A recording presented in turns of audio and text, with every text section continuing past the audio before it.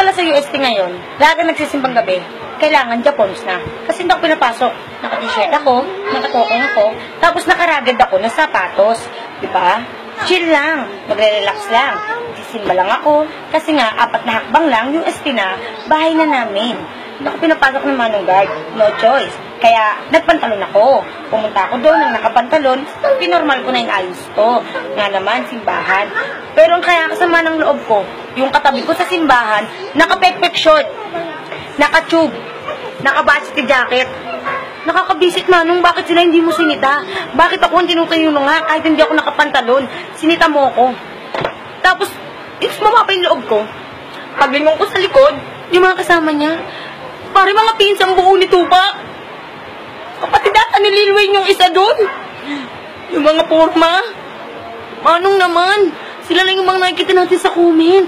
Inaasar sa comment yun, Manong. Di mo ba alam? Baka akala ni Manong uniform talaga sa simbang gabi yun. Manong naman. Wow, ang heavy nyo, Manong. Nakakabisit kayo. Bukas, mag-tube ako. Mamaya madaling araw, mag-tube ako.